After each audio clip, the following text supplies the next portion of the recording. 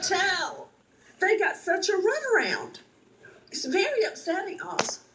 So I'm saying for a lot of reasons. By the way, this is the autopsy report, right? This is a doctor, what I look at. The medical examiner, Cook County Medical Examiner, well-known office, they stand by their autopsy report.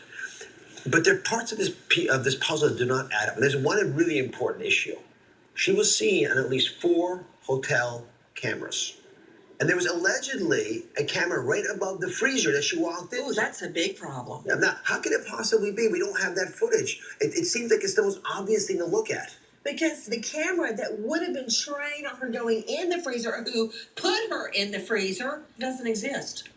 I just find it all very odd. And when something doesn't fit, that means you don't have all the facts. I know that for sure. So let me put my doctor's hat on for a second and try to unravel the parts of the puzzle that I do think we can put some information on. So the first is, could we have saved this girl's life? Being in the freezer for so long is a problem. And there's no question, she died from hypothermia, right? She could have been out in Siberia. Those refrigerators are at 0 degrees, right? They're freezers. So the normal body temperature, come on over here, your temperature right now, hopefully, unless you got a fever, is 98.6, right? Now, that's what we're supposed to be.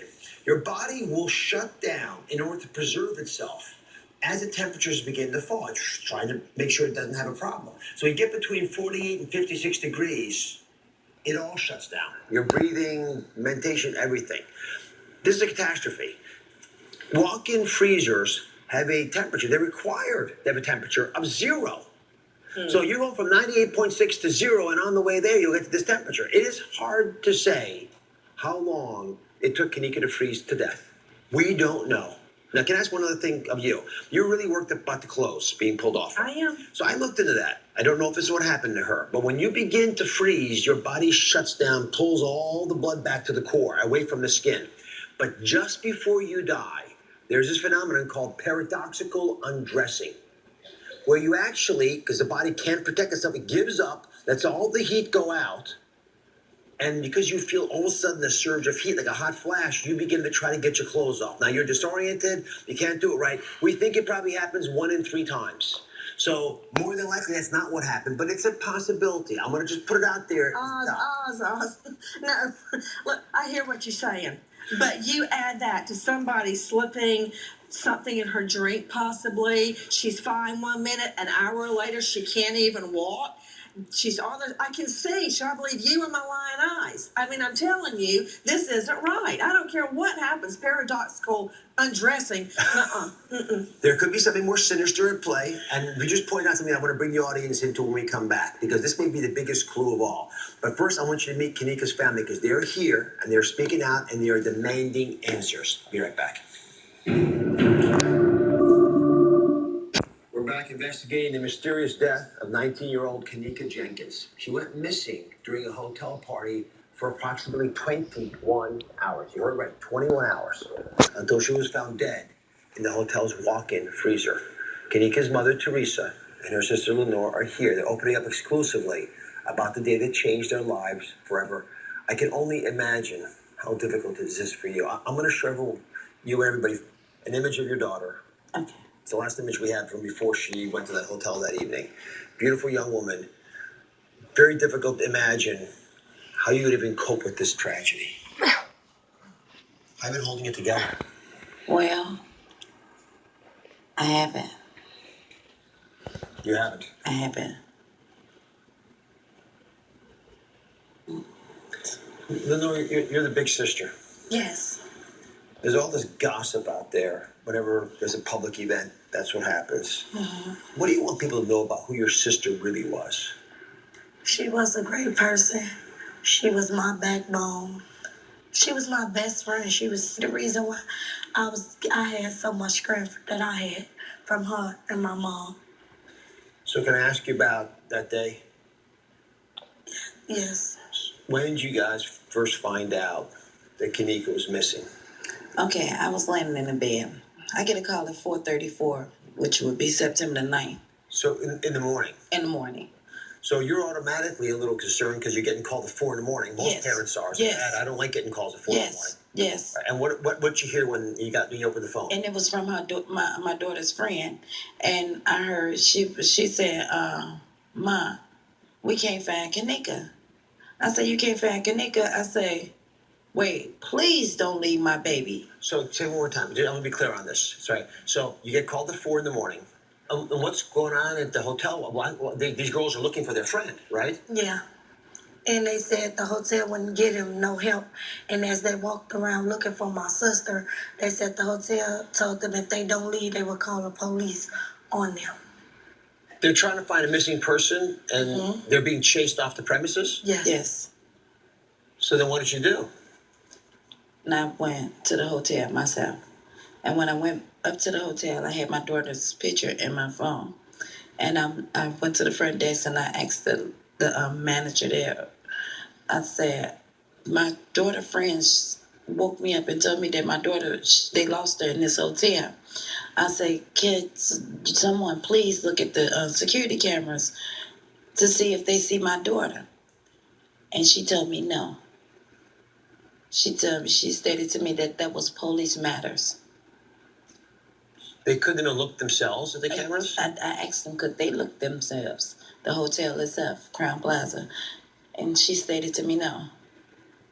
So when the hotel said they wouldn't look at the surveillance footage and you couldn't find your daughter anywhere in the hotel, you do what any mom would do. You call 911. So if it's okay, everybody, I want you all to hear this 911 call.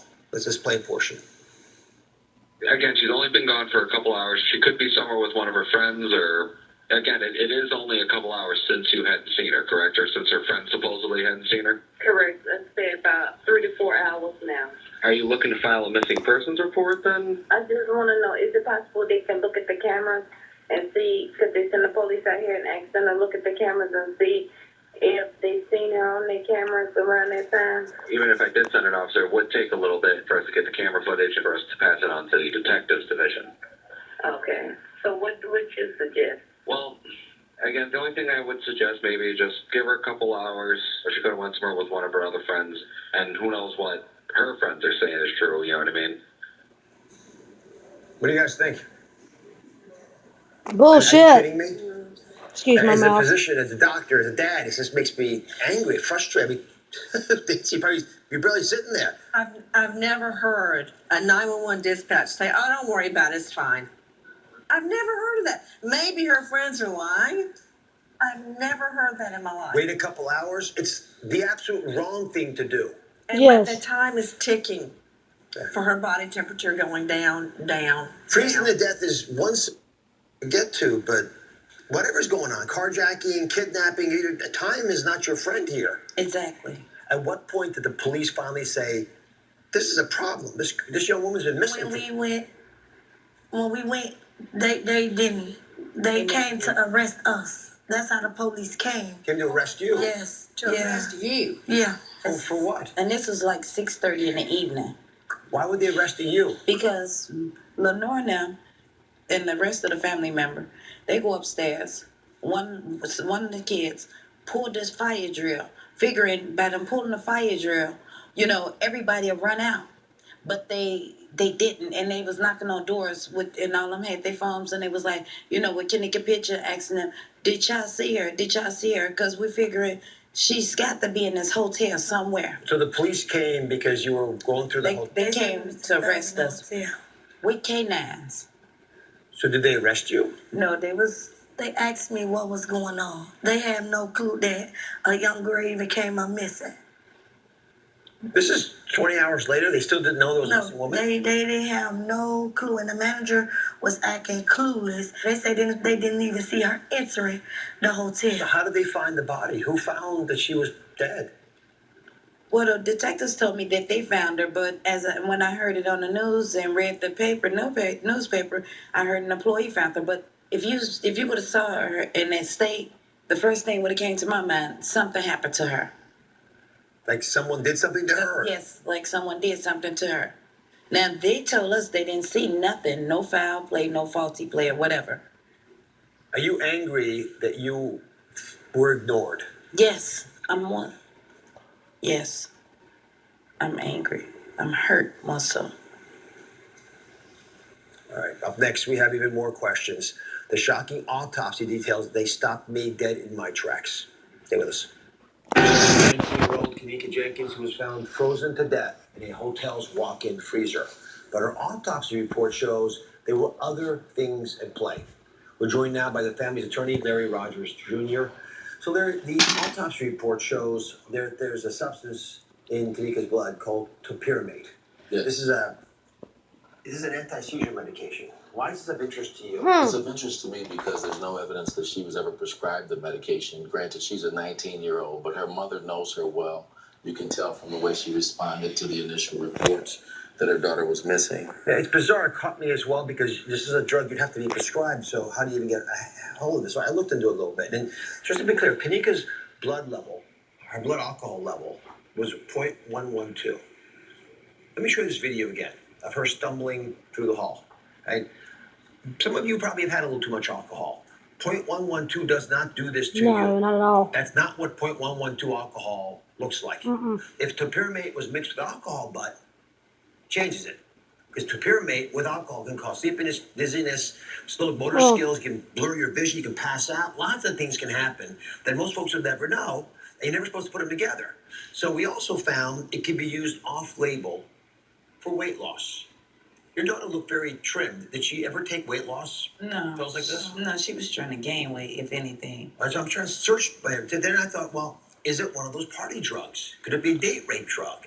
And I got to say that there's no evidence that it's used this way, but we can't speculate about why topiramate was in her system. We don't know if she took it willingly. Was it passed to her? It's in Was that it cup. slipped into her drink? It's completely unknown to us, but this should never have been in your daughter's body. Yes. And it warrants investigation. You can't ignore a finding like topiramate in her system. Do you think someone slipped this little itty bitty pill to your daughter? Yes. Yes.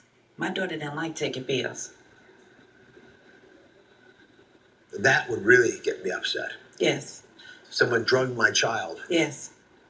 That may not have been what killed her, but that led to her doing whatever happened that caused her I to don't get think she walked to that I mean, freezer. you bring up a good point about the way she's staggering through the hallways. How does she stagger through the hallways and that go unrecognized by staff at the Crown Plaza Hotel? So we went out and we got in touch with Not the only that, Rosemont but why would Police she go to Department, a and they freezer? stated that they have closed Kenneka's case. They said they Boo! just closed it because they did not find any signs of foul play. Oh, shit. So then we asked about the alleged surveillance camera. You mentioned there was one above the freezer. Yes. That theoretically would have seen her walking in or someone dragging her in. Yes. Right, whatever needed, because that's a big question. How do you get a big heavy door open? Amen. Yes. Right? You can't even And walk. Here's what the state. She couldn't even walk, but she can get the door open. They say there is one motion-censored still camera inside the kitchen that points in the area of the freezer, but does not show the door of the freezer. So they couldn't actually see the door itself. We followed up with the Crown Plaza Hotel itself, where Kenneka's body was found, and their spokesman stated that no video shows her entering the freezer because we never had a camera there. So Larry, how do you respond to that? I went to the Crown Plaza and I did a walkthrough of the area. They had some 46 or so cameras there. And there were cameras that should have captured her progressing, apparently, according to them, toward this kitchen that did not capture her. And they claimed they weren't working. Nancy, what happened here? This is You know, bizarre. Dr. Oz, when I think about them trying to go door to door, showing the picture, then running to the next door and showing the picture as the minutes passed and her body temperature went down, down, down, down, down. Why was she told no? Why don't I see things Sorry, in the y'all, I had to have autopsy a like cigarette. fingernail scrapings? Was there DNA under her fingernails? We'll never know. We'll never know now. Why were there was one thing after the next that went wrong? And when I think about what this mother has been through, and you know what I noticed about her? She'll get upset that she tries to be real calm. Why? Why were you trying so hard to stay calm? Because I know.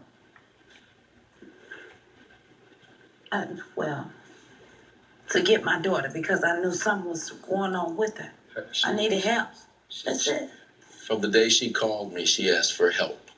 And she went to the front counter of that hotel asking for help, and it was all ignored. They would not have dismissed you, No, Dr. they wouldn't. Oz. But she knew that if she went in there upset with her voice raised, they'd kick her out. They wouldn't have done that to you. No, I'm they just wouldn't. telling you. They wouldn't have. Mm-mm. And I know they wouldn't have. We gotta change this. Mm-hmm. Yes, we do. You can't be scared, intimidated when you're searching for your daughter and trying to save her life. That's not the country we live in. Right. I know this is incredibly hard for you, and I hope you find peace. And we will be with you and supporting you all we can. All right, it's just the tip of the iceberg. Thank you. Thank you very much, Laura, for being here. Thank you. Sure. We hope we get some answers for you. We'll follow up on the case. We'll be right back. Thank you. Some kid playing with her phone smashed right into me. This Thursday's True Crime. Could it happen to you? We are investigating the shocking rise in injuries and even deaths from trampoline park accidents. When we set out to investigate, we never imagined what we'd find. The surgeon had to. Okay, so that must have been the end of that.